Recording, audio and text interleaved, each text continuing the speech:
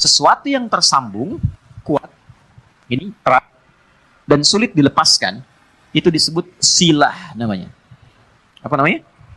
Silatun. Silah. Dari kata wasala, nyambung, erat. Pernah dengar gini? Silaturahim? Ya. Ketersambungan rasa kasih yang dalam, sehingga walaupun terpisahkan tempat dan keadaan, ia masih bisa merasakan itu dengan memberikan satu rasa yang dalam. Jadi kalau Anda bertemu dengan kawan-kawan, reunian, kan? Ketemu, saling tatap, ngobrol, itu belum silaturahim secara makna. Belum. Karena orangnya ada di hadapan kita, kita sapa. Tapi kalau Anda meninggalkan tempat ini, kemudian ingat kepada kawan kita, terus kita WA, malam-malam kita ingatkan, akhi, maafkan kalau saya ada salah ya, mudah-mudahan Allah pertemukan kembali kita sampai jannah, malam tahajud ya. Itu namanya silaturahim. Silah, terikat walaupun ruangnya sudah berbeda. Waktunya mungkin tidak sama. Teman ke Amerika, dia ke Kanada, 12 jam bedanya dengan kita. Tapi kita masih bisa WA dia. Itulah silah. Hubungan yang menyambungkan kita dengan Allah, sehingga terkoneksi dalam setiap keadaan dimanapun berada, itu adalah sholat. Kenapa sholat disebut dengan sholat? Ya, padahal sholat kan namanya doa kan? Ya kan?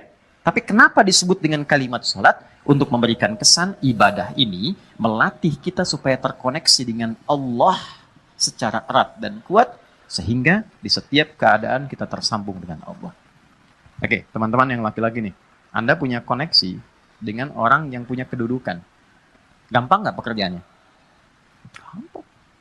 Ibu terkoneksi dengan Korlantas, lalu lintas gampang kan? Dikawal, ya kan?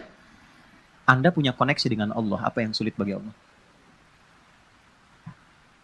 Nih, kalimat mahal ya. Anda boleh catat ini.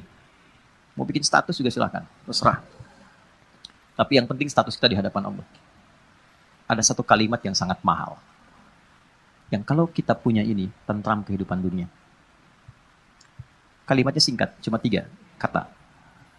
Aku punya Allah. Aku punya Allah. Ini kalimat yang mahal, yang jarang dimiliki sampai hari ini. Kenapa engkau begitu tegar, padahal masalah rumah tangga kamu itu begitu pelik? Aku punya Allah. Aku yakin Allah pasti akan berikan solusi. Kamu kok kelihatannya biasa-biasa saja sih? Padahal kan kemarin pekerjaan kamu gagal. Aku punya Allah. Allah sudah ngatur rizki. Rizki aku sudah Allah tetapkan. Aku punya Allah. Kalimat ini yang mahal sekarang. Bilal itu saat dicambuk, suasananya terik. Ditimpa batu yang sudah dipanaskan. Ketika dicambuk sekali, kalimatnya irtad, murtad kamu. Jawabannya Allah, aku punya Allah. Saya tanya pada Anda, kalimat ini muncul nggak dalam setiap situasi?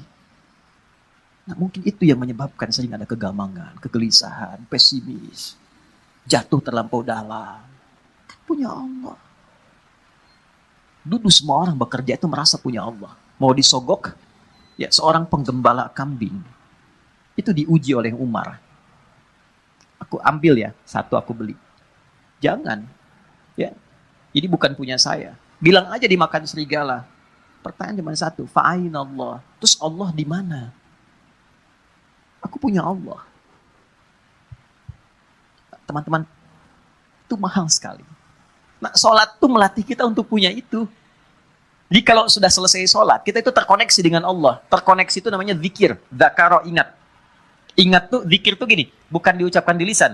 Zikir itu diucapkan di lisan, tembus ke hati, lalu memberikan petunjuk kepada semua bagian tubuh kita. Itu zikir namanya. Jadi begitu disebutkan, ada getaran ke jiwa. Makanya kenapa pasca sholat ada zikir, khawatir setelah sholat belum nyambung. Ini yang dimaksud Quran surah keempat ayat 103. فَإِذَا قَضَيْتُمُ الصَّلَاةَ, maka jika Anda telah tuntas mengerjakan sholat, mungkin belum terkoneksi sepenuhnya dengan Allah. فَذْكُرُوا maka cepat koneksikan dirimu dengan Allah. Nih, kenapa istighfar didahulukan sebelum subhanallah? Karena boleh jadi saat sholat itu fokusnya kepada yang lain. Tidak terkoneksi dengan Allah.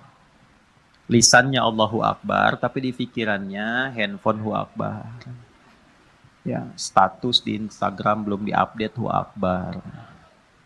Ya, jemuran belum diangkat, hu akbar. Makanya baru takbir Allahu akbar, handphone tulalit tenonet tenonet. Nah, bisa dijawab dulu, halo, saya sedang sholat nih. Nah, belum nyambung.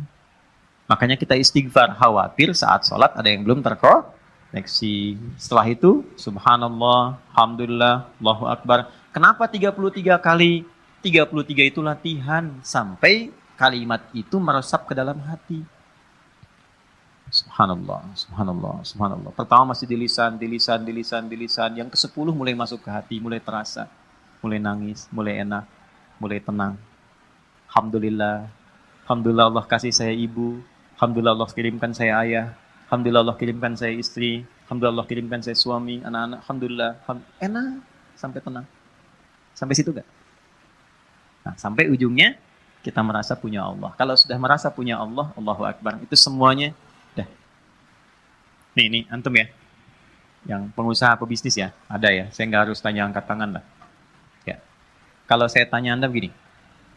Anda misalnya punya satu proyek nih. Nilainya 100 miliar. Oke?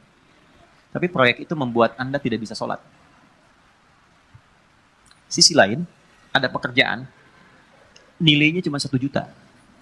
Tapi Anda bisa menunaikan sholat dengan begitu nyamannya. Anda pilih mana? Yang pertama atau yang kedua? Cuma 2 pilihan, Anda nggak boleh pilih yang ketiga. Saya sudah bisa merasakan getaran-getaran itu. Ya, jujur aja. Pertama atau kedua? Wah, yang benar. Buktinya ada orang sekarang hanya untuk jaga toko, dia rela meninggalkan Jumat. Untuk jaga toko. Hanya untuk menjaga toko. Biasa. Syaratnya nggak sholat, dia mau. Padahal kalau ditanya siapa yang ngasih rezeki, dia jawab Allah. Itu kan ada yang salah gitu. Ada yang salah. Dilihat Abdurrahman bin Auf itu ditawari begini. Abdurrahman bin Auf itu kan orang kaya luar biasa sebelum masuk Islam. Tapi levelnya masih 1. Setelah masuk Islam jadi nomor 3. Yang tertinggi. Kan cuman begini tawarannya. Kamu kalau mau ikut Muhammad SAW, semua aset kamu kami sita. Oke? Silahkan ikut. Dan gak boleh bawa apapun. Cuma baju yang melekat di badan. Gambaran orang-orang pada saat itu akan menempuh perjalanan kurang lebih 400 km. Lewat naik turun bukit, badai mungkin datang, gak akan selamat sampai ke Madinah. Dia Yathrib saat itu. Berangkat. Anda kalau di posisi Abdurrahman bin Auf, ditawarkan demikian. Tawaran keduanya, tinggalkan ajaran Muhammad, tinggal di Mekah, kami angkat Anda menjadi hartawan terhormat dengan proyek nomor 1 di wilayah ini. Kalau Anda di posisi Abdurrahman bin Auf, silahkan ikut Nabi, tapi tinggalkan semua aset Anda 1 triliun. Bawa pakaian saja. Anda sudah bekerja 20 tahun, 30 tahun, dapat 1 T, tinggalkan itu ikut Nabi Muhammad. Yang belum tentu jelas di hadapan Anda kesuksesannya. Atau tinggal di kota Mekah, ambil hartawan terhormat nomor 1, semua proyek wilayah Bintaro Anda kuasai. Kalau Anda di posisi itu, Anda mau pilih mana? Nah, yang mau saya katakan, apa yang melatih seorang Abdurrahman bin Auf, sehingga mengambil keputusan, saya tetap ikut Nabi. Itu kan pertaruhan tinggi. Jadi iman itu teman-teman di atas segalanya. Punya Allah itu di atas segalanya. Jadi kalau orang kehilangan proyek, kehilangan job, tapi merasa punya Allah, itu nggak ada apa-apanya. Karena masih merasa punya Allah. Itu yang mahal. Jadi nggak bisa ditukar dengan masalah. Kalau Anda punya masalah seberat apapun, tapi Anda punya Allah, itu kecil. Ya, melatihnya nggak semudah yang diucapkan. Karena Abdurrahman bin Auf memilih untuk ikut, istrinya belum siap. Itu poinnya. Begitu diberikan pilihannya kepada istrinya memilih tinggal di Mekah.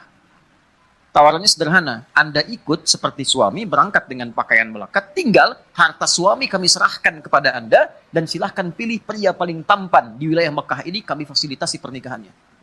Ibu kalau di posisi itu, jangan lihat suami lah, sini aja. Kalau di posisi itu, ikut suami atau tinggal di Mekah? Kan pelan jawab suami. Kan? Kamu udah. Andanya nggak dilirik suami. Oke. Ternyata tinggal di Mekah. Ya, tapi karena keyakinan kuat dan merasa punya Allah, perhatikan. Orang yang sudah mengkoneksikan dirinya dengan Allah dan punya Allah, maka Allah jawab. Ini yang dimaksud rumus Quran surah kedua di ayat 152. Fadhkuruni adzkurkum.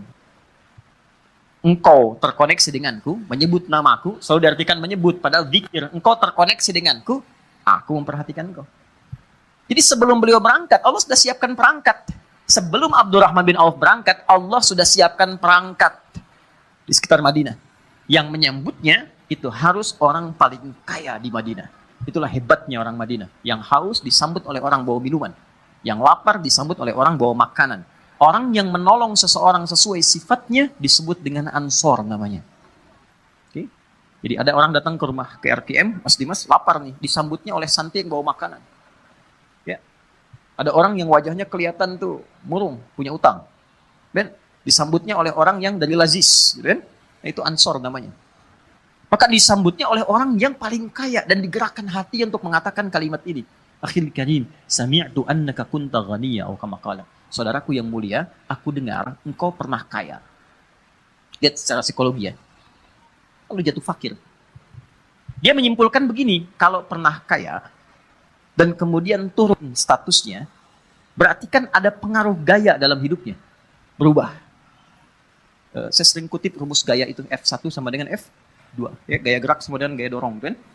Pelan jadi pelan, kencang jadi kencang. Kalau naik mobilnya angkot, kan turunnya juga menunduk, terus sedekah kan. Kalau mobilnya lebih bagus kan langsung begini, kadang-kadang nggak bisa buka pintu ya. Ya kan? F1 sama dengan F2. Tapi kan ada hukum Pascal di dalamnya. F berbanding lurus dengan P. Gaya berbanding lurus dengan tekanan. Semakin banyak gaya, semakin tertekan hidupnya. Oke? Saat punya sesuatu, gayanya kebanyakan. Gayanya banyak. Begitu sesuatu itu hilang, gaya nggak tertahankan. Akhirnya flexing demi gaya. Maaf, ada inflasi gaya gitu. Ya. Berlebihan. Nah ini kan jadi tekanan. Nah dia menilai begitu. Dia nggak tahu kalau Abdurrahman bin Auf ini sudah dididik ya oleh Nabi, punya Allah. Ditawarkannya begini, saya dengar Anda pernah kaya. Kalau ingin kaya lagi, ambil setengah harta saya. Coba. Kalau Anda ingin, saya dengar Anda ditinggalkan keluarga dan istri. Kalau ingin menikah lagi, pilih perempuan paling cantik di Yathrib ini. Sekalipun bagian dari keluargaku, aku fasilitas pernikahannya. Gantian ya Bu.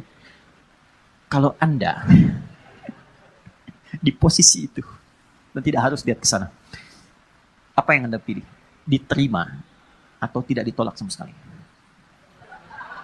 Saya sudah tahu wajahnya, ini percuma saya tawari. Berat ya? Ya kan? Ketemu orang paling kaya itu kebunnya paling banyak, ya, macam-macam, untanya paling banyak, ya mungkin kurang lebih 5 T lah asetnya, bagi 2,5 T. Tawaran pertama, di kesempatan pertama, ditawarkan 2, dijawab 2. Au kama qala jazakallahu khaira, arini ainal aswaq. Terima kasih, semoga Allah berikan pahala atas tawaran kebaikan Anda. Cukup tunjukkan padaku di mana pusat bisnisnya. Tuh. Beliau bukan anti untuk dapat materi atau menolak kebaikan, bukan. Ingin menunjukkan saya punya Allah dan saya akan buktikan rasa memiliki saya dan rasa punya Allah itu melebihi atas apa yang Anda tawarkan. Cuma butuh waktu 1 tahun sampai 2 tahun jadi orang paling kaya di kota Madinah itu.